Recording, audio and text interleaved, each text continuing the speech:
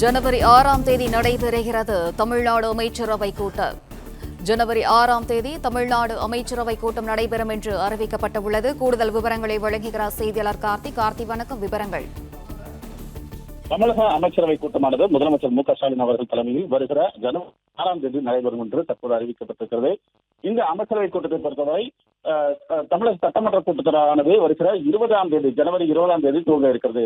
சட்டமன்ற கூட்டத்தொடரில் ஆளுநர் உரை இடம்பெற இருக்கிறது. அதனைத் தொடர்ந்து துறை ரீதியான மானிய கோரிக்கைகள் தாக்கல் செய்யப்பட இருக்கிறது. இதில் என்னென்ன விஷயங்கள் இடம்பெற வேண்டும் என்பது தொடர்பாக முக்கிய ஆலோசனையானது இந்த அமைச்சரவை கூட்டத்தில் விவாதிக்கப்படும் என்று எதிர்பார்க்கப்படுகிறது.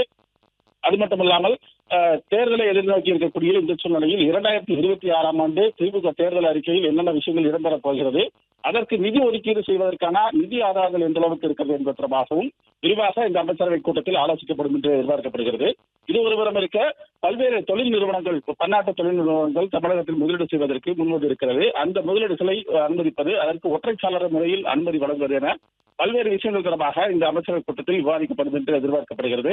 எனவே வழக்கமாக ஒரு பட்ஜெட் கூட்டத்தொடரோ அல்லது ஆளுநர் உரையுடன் கூட துவங்கக்கூடிய சட்டமன்ற கூட்டத்தொடருக்கு முன்பாக இதுபோன்று அமைச்சரவை கூட்டத்தொடரானது நடத்தப்படுவது வழக்கம். அந்த அடிப்படையில் தான் ஜனவரி 20ஆம் தேதி தமிழக ஆளுநர் உரையுடன் அந்த ஆண்டிற்கான சட்டமன்ற கூட்டத்தொடரானது துவங்க இருக்கிறது.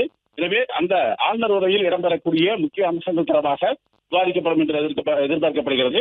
கடந்த சில ஆண்டுகளாக, குறிப்பாக கடந்த 3 ஆண்டுகளாக ஆளுநர் தமிழக அரசு அச்சடித்து வழங்கக்கூடிய அந்த அறிவிப்புகளில் இடம்பெற்றிருக்கக்கூடிய பல்வேறு விஷயங்களை மாற்றுப்பதை தவிர்த்து வந்தார். இந்த சூழ்நிலையில் ஆளுநர் உரையில் என்னென்ன விஷயங்கள் இடம்பெற வேண்டும், அந்த விஷயங்கள் ஆளுநர் முழுமையாக படிப்பதற்கான நடவடிக்கைகளை எவ்வாறு மேற்கொள்வது என்பது தொடர்பாகவும் இந்த அதாவது வருகிற ஜனவரி 6ஆம் தேதி நடைபெறக்கூடிய அமைச்சரவை கூட்டத்தில் விவாதிக்கப்படும்.